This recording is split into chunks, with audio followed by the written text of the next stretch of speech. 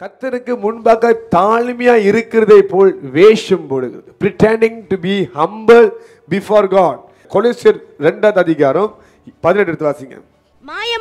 மாயமான தாழ்மையிலும் பாருங்க, மாயமான தாழ்மையிலும் அப்படின்னா பொய்யான தாழ்மை. ஓகே, தாழ்மையில ரெண்டு விதம் இருக்குது, ரெண்டு வகை இருக்கு. என்னது? ஒண்ணு உண்மையான தாழ்மை, இன்னொன்னு மாயமான தாழ்மை. அதாவது ஆவிலும் உண்மை, உண்மையிலும் அப்படின்னா உண்மையாய் தாழ்மையா இரு. வசனம் 23 வாசிங்க. இப்படிப்பட்ட போதனைகள் சுய இஷ்டமான ஆராதனையையும் மாயமான தாழ்மையையும் மறுபடியும் இதே வசனம் வருது பாருங்க, ஃபால்ஸ் ஹியூமிலிட்டி. ஹல்லேலூயா. வாசிங்க அப்படியே. சரீர ஒடுக்கத்தையும் பற்றிய ஞானம் என்கிற பேர் கொண்டிருந்தாலும் இவைகள் மாம்சத்தை பேணுகிறதற்கே ஒழிய மற்றொன்றிற்கும் பிரயோஜனம் படாது. ஹல்லேலூயா. அப்பனா இது ஒரு ஷோ. எப்படின்னா தாழ்மையா இருக்கிறது ஒரு பெர்ஃபார்மன்ஸா மாறு. உண்மையான தாழ்மை இல்ல சொல்றேன். மனுஷன் வெளித்தோற்றத்தை பார்க்கிறான், கர்த்தரோ உள்ளத்தை பார்க்கிறார். You can behave as you are very humble. நீங்கள் தாழ்மையா இருக்கிறதை போல நீங்க வெளியே காமிக்கலாம். ஆனா உன் உள்ளத்துல எப்படிப்பட்ட பெருமை உட்கார்ந்துட்டு இருக்குது, உன்னை குறித்து நீ பெருமைப்பட எல்லாத்தையும் கர்த்தர் அறிந்திருக்கிறார். இந்த வசனத்தை நீங்கள் படிக்க இந்த வசனம் உங்களை படிச்சு காமிக்க நீங்க யாருன்னு சொல்லி பைபிளை நீங்க படிக்க இந்த பைபிள் திருப்பி உங்களை படிக்கும், உங்களை ரீட் பேக் பண்ணும். அங்கதான் தெரியும், ஐயோ நான் இவ்வளவு பொல்லாத மனுஷனா இருக்கிறேன்னு. நம்ம காலைல எழுந்து என்ன பண்ணுவோம்? பல்லெல்லாம் வலிக்கு குளிச்சுட்டு நேராக கண்ணாடிக்கு போவோம் மேக்கப் பண்ணுறதுக்கு. முகத்தில் அன்னைக்கு காலையில் தான் நீங்கள் பார்ப்பீங்க, இங்கே புதுசாக ஒரு பிம்பிள்ஸ் வந்திருக்குது, இங்கே என்னமோ கட்டி மாதிரி வந்திருக்கு, இங்கே என்னமோ கருத்து போயிருக்குது இடத்துல, இதுக்கு ஏதாவது க்ரீமை போட்டு வெள்ளையை ஆக்கணும், இங்கே போட போய் அப்போ கழுத்துக்கும் போட்டுருமே. இப்படி உடம்புகள்லாம் ஃபுல்லாக போட ஆரம்பிச்சிருவீங்க. ஏன்? குறைகளை எங்கே பார்க்குறோம்? கண்ணாடியில் பார்க்குறோம். இந்த பைபிளும் ஒரு கண்ணாடி தான் உங்களுக்கு. நீ சாதாரண கண்ணாடியை பார்த்தா உன் வெளித்தோற்றத்தை பார்ப்ப, பைபிளை பார்த்தனா உன் ஆத்மா எந்த நிலையில இருக்கு நீ பார்க்க முடியும். The word of God will show you the condition of your soul currently. அதான் வசனம் முக்கியம்ன்றது. ஹல்லேலூயா. அப்ப பாருங்க, இந்த மாயான தாழ்மை என்ன பண்ணுன்னா அது உங்களை கன்வின்ஸ் பண்ணும், உங்களை திருப்தி ஆக்கும். இந்த மாதிரி நீங்க சரியா தான் போறீங்கன்ட்டு. சம் பீப்புள் ஃபீல் நான் சரியா தான் இருக்கிறேன், நான் தாழ்மை தான் இருக்கிறேன், நான் யார்கிட்ட ஒண்ணுமே காமிச்சிக்கலையே, நான் யார்கிட்ட ரொம்ப பெருமையா நான் பேசலையேன்ட்டு. ஆனா ஆண்டவருக்கு தெரியும் நீ வேஷம் போடுகிறியா இல்ல உண்மையா இருக்கிறியான்னு சொல்லி. நீங்க பெருமை இல்லாம நடக்கலாம், பெருமை இல்லாத போய் ரொம்ப ரொம்ப ஹம்பிளா எல்லாத்தையும் காமிச்சுக்கலாம். ஆனா ஒரு இறுதியில் இருக்க யோசனைகளை நிறுத்தி பார்க்கிறார். நீ எதை குறித்து பாருங்க, தாழ்மையா இருப்பாங்க, அப்படி செவத்தை பத்தி சிரிச்சுட்டு இருப்பாங்க, அப்படியே ஒரு பக்கம் கோணையா போவாய் வாய், அது பேர் நிறுத்தமா பெருமையின் சிரிப்பு. அதிலே ஆண்டவருக்கு தெரியும் என்ன பண்ணிட்டு இருக்கிற. This you must understand very clearly. Hallelujah. See, நீ தாழ்மையா இருந்தா தான் கர்த்தர் பக்கத்தில் இருப்பார். பெருமை உள்ள கர்த்தர் தூரம் நின்று பார்க்கிறார். இவர் கெட்ட வைப்ரேஷன், இது கிட்ட போய் பயமா இருக்கு, இவர் கெட்ட வைப்ரேஷன் அப்பதான் ஆண்டவரும் பார்ப்பார். இவனுக்குள்ள பெருமை இருக்குது, இவன் கிட்ட போகவே கூடாது. இப்ப கர்த்தர் கிட்ட வர நீ அவ்வளவுதான் கைவிடப்பட்டுருவேன்.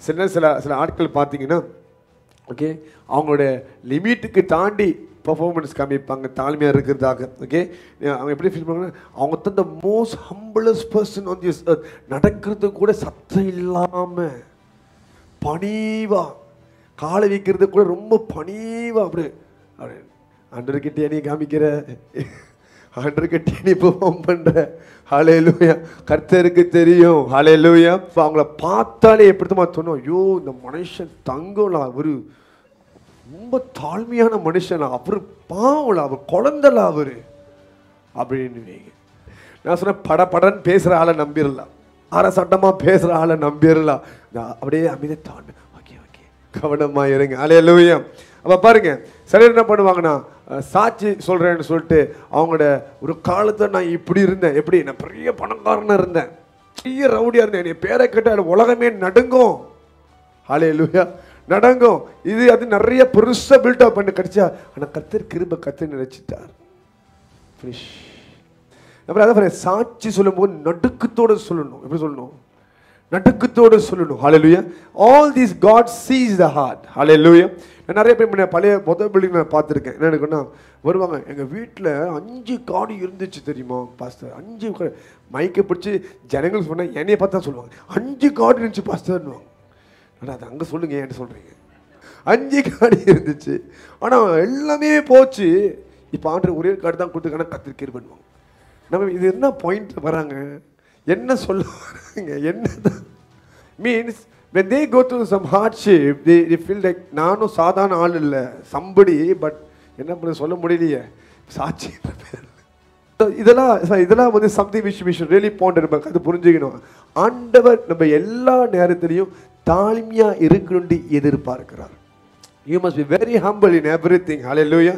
ஏன்னா நம்ம என்ன காரியத்தை பேசினாலும் கர்த்தரை பாராட்டணும், கர்த்தரை மகிமைப்படுத்தணும். அவரால் மாத்திரம்தான் இது நடந்துச்சு, இயேசுவால் மாத்திரம்தான் நடந்துச்சு. ஹல்லேலூயா.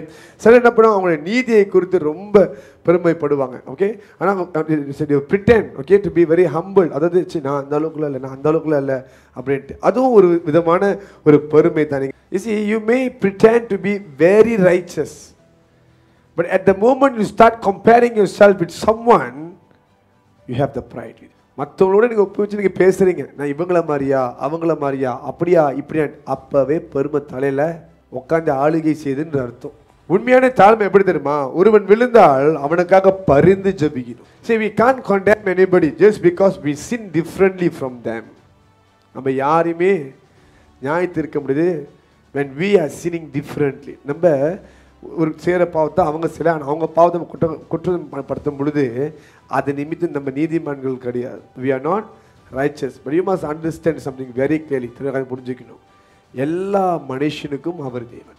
மனுஷனா பிறந்தா நம்ம எல்லாம் பாவமான ஜனங்கள் தான், பாவத்தினால் பாதிக்கப்பட்டவர்கள் தான். பிறந்த குழந்தை கூட பாவத்தினால் பாதிக்கப்பட்டு தான் இருக்குது. ஏன்னா ஆதாமுடைய பாவம் அங்கே இருக்குது.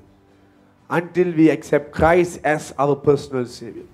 கிறிஸ்து இயேசுவின் சொந்த ரட்சகரை ஏற்றுக்கொள்றவர்கள் நம்ம பாவிகள் தான். எப்போ ரட்சகராய் ஏற்றுக்கொள்றோமோ அப்போதான் நீதிமான் என்ற ஸ்டேட்டஸ்குள்ள நுழைக்கிறோம். So some people pretend that they are very humble about their righteousness. Hallelujah. அவங்க நீதிமான்கள் என்று காமிக்கிறதுக்கு ரொம்ப அந்த அளவுக்குள்ள இல்லை, எப்படி ஆண்டவர் உள்ளத்தை அறிந்திருக்கிறார். பைபிளில் போட்டிருக்குது, நீதி செய்கிறவன் இன்னும் நீதி செய்யட்டும், பரிசுத்தவன் இன்னும் பரிசுத்தமாய் மாறட்டும். அப்படின்னா ஆண்டவர் நீ இருக்கிற இந்த நீதி உள்ள நிலைமை வாழ்க்கை பத்தல அப்படின்ற. ஸோ உங்களுக்கு புரியுதுங்களா, இன்னும் பரிசுத்தமா மாறு. ஒவ்வொரு நாளும் எதை தூக்கி போடணும் ஆண்டவரே, எதை இறக்கி போடணும் ஆண்டவரே. பைபிளில் பாருங்க, நீங்க அப்போஸ்தலர் 28 திருப்ப நான் சொல்றேன். அங்க ஒரு கதை என்னன்னு பார்த்தீங்கன்னா, மல்தா தீவுக்கு போகிறதுக்கு முன்பாக பவுல் வந்து அங்கே போகிற அந்த கப்பல் வந்து அந்த கப்பல் உடஞ்சி மூழ்கிறதுக்கு முன்பாக அந்த பயணம் தொடரணுக்காக because they want to continue their journey, என்ன பண்ணுறாங்கன்னா கப்பலில் இருக்கிற எல்லா வேஸ்ட்டும் தூக்கி கடலில் போடுறாங்க. என்ன பண்ணுறதுக்கு வேஸ்ட்டு குப்பை, அந்த சாப்பாடு மிச்சம் மீது மனுஷனோட அந்த அந்த அந்த அழுக்கு எல்லாத்தையும் தூக்கி என்ன பண்ணுறாங்க, தி த்ரோ. ஏன் அந்த கப்பலோட பயணம் வந்து பாதிக்கப்படக்கூடாதுன்னு சொல்லி. You want your journey to be smooth, you need to remove every filthiness from your life. உங்கள் வாழ்க்கையில் இருக்கிற எல்லா பாவமான கருத்தை தூக்கி போட கற்றுக்கொள்ளுங்க. ஒவ்வொரு நாளும் தூக்கி போட்டு தான் ஆகணும். எப்படி பார்த்தாலும் ஒரு அழுக்கு வந்து ஒட்டிடும், ஒரு அசிங்கமானது வந்து ஒட்டிடும், ஏதோ ஒரு குப்பை மேலே நம்ம உட்காந்துரும். அதை நம்ம தூக்கி போட்டுக்கிட்டே இருக்க தான் நம்ம பயணத்தில் போய் சேர முடியும். we can't say ஒருத்தனை பார்த்து இவங்களை போய் நாளே இல்லை, நீ ஏதோ ஒன்று மாட்டிட்டு இருப்ப, வேற ஒரு காலத்தில் உட்காந்துட்டு இருப்ப, நீ வெளியே வரணும்னா போதாது, வாய் கவனமாக இருக்கணும். you must understand God is merciful toward the humble. தாழ்மையா இருக்கிறவன் மேல் தான் கர்த்தர் இறங்குவார், பெருமையா இருக்கிறவனை கர்த்தர் கைவிட்டுருவார். therefore stop judging, stop condemning people. பிறரை நியாயம் தீர்ப்பது, பிறரை குற்றப்படுத்துவது முதலாவது நிறுத்துங்க. இதுக்கு பேர் தான் ஆவியிலும் உண்மையிலும் கர்த்தரை தொழுது கொள்றது. means when you look at someone, you don't think about them, you only think about you. Am I doing the right thing before the Lord? கர்த்தருக்கு முன்பாக நான் சரியானதை செய்கிறேனா?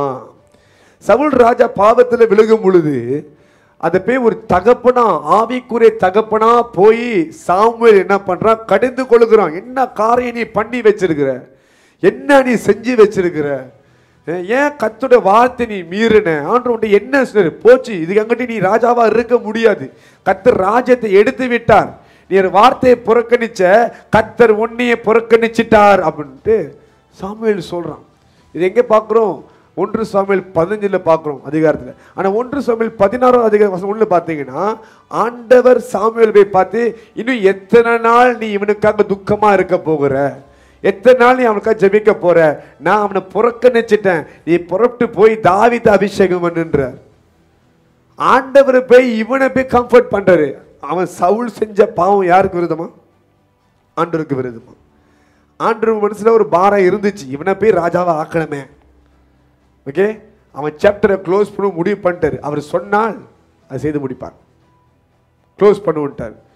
ஆனா பூமியில ஒரு மனுஷன் என்ன பண்றான், விழுந்த மனுஷனுக்கு பரிந்து ஜபிச்சுட்டு இருக்கிறான். ஆண்டவரே ஒரு சான்ஸ் கொடுங்க, ஒரு சான்ஸ் கொடுங்க, அவனை மாத்துங்க ஆண்டவரே, அவனுக்குள்ள திருப்பி அந்த வாசலை திறந்து கொடுங்க. ஆண்டது போதும், இவனுக்கா நீ ஜெபம் பண்ணாத, விட்டுட்டார். ஆனா ஆண்டவர் அவனை பண்ணாதேன்னு சொன்ன வசி, அதனால சாமுவேல் கெட்டவன் அப்படின்னு கிடையாது. அவன் தான் கர்த்தருடைய இறுதிக்கு ஏற்ற மனுஷன். அதான் ஆண்டவராரு, மோசையே வந்தாலும் சாமுவேலே வந்தாலும் இந்த ஜனங்களை மன்னிக்க மாட்டேன். ஏன் தெரியுமா? இவங்க 2 பேர் தான் வந்து ஜனங்களுக்கு பரிந்து ஜபிக்கிற ஊழியர்கள். ஒரு மனுஷன் விழுகும் பொழுது உங்களுக்கு உடனே அவங்க மேல ஒரு பாரம் வந்து அவங்களுக்காக நீங்க பாரம் பட்டு ஜபிக்கிறீங்கன்னா, you are the chosen of God. You are the chosen of God. Instead of speaking, plead. பேசுறதை பார்க்கிலும் பரிந்து ஜெபம் பண்ணுங்க. கர்த்தருடைய இருதயத்தை நீங்க சுமக்கிறீங்க என்ற அர்த்தம். So we can't pretend that we are humble. நம்ம நடிக்க முடியாது, வேஷம் போட முடியாது. சரி, உடனே கேள்விப்பட்டா நானா இப்படி பண்ணேன், நானா அப்படி பண்ணேன். Don't compare, don't bring this word. நானா தான் இது செய்யணும், நானா தான் இந்த நானா வேணாம். Everybody who falls, he falls unto a situation. சூழ்நிலை நிமித்தம் நடக்கிற காரியம். Hallelujah. And each are accountable to God. எல்லாமே கர்த்தருக்கு கணக்கு ஒப்புவிக்க வேண்டும். And we are not the judge. But இங்க பாயிண்ட் என்ன சொல்றேன்னா, நானா அப்படி வரைக்கும் தெரியுமா, எந்த மனுஷனும் தன்னுடைய நீதியில வாழ முடியாது, அவருடைய நீதியில தான் வாழ முடியும். தெளிவா இருக்க உங்களை சொல்றது? தன்னுடைய நீதியில நீ பரிசுத்தமா இருக்கிறனா அது உன்னோட பலத்தினால் அல்ல, அவருடைய கிருபையால். ஏன்னா உன்னோட பலவீனத்தில் அவருடைய கிருபை பரிபூர்ணமாய் இருக்கிறது. சொல்ல உங்களுக்கு புரியுதுங்களா? ஹல்லேலூயா. So we can't say நானா, உங்களுக்கு நானா வேணாம். ஓகே, யாராவது இந்த வாயத்தை வந்து நானா இருந்த நானா வேணான்றீங்க, அது பெருமை. See, God is touching the root. உள்ளத்தில் இருக்கிற அந்த வேரை ஆண்ட தொட்டு இருக்காரு இந்த இடத்துல. Be careful, because whenever you say நானா தான் செய்ய மாட்டேன்ட்டு, நீ இந்த வார்த்தைக்கு ஏற்ற ஒரு சோதனை உனக்கு வரும்.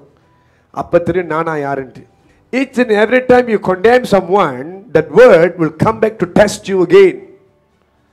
அந்த வார்த்தை உன் வாயின் வார்த்தையை உன்னை திருப்பி யூட்டன் போட்டு வந்து, நீயா சரி பாப்போம், நீயா நானான்னு பார்த்துரும். So remember, அந்த நாட்கள் ராஜாக்கள் பார்த்தீங்கன்னா கர்த்தருக்கு முன்பாக அவங்களை தாழ்த்தணும்னா முதலாவது ராஜ வஸ்திரத்தை கிழிப்பாங்க. என்ன பண்ணுவாங்க? ராஜ வஸ்திரத்தை கிழிச்சிட்டு சாக்கு துணியை மேலே போட்டுக்குவாங்க. அதை போட்டுட்டு மேலே அந்த சாம்பலை போட்டுக்குவாங்க. They truly grieve. That's how they humble themselves before God.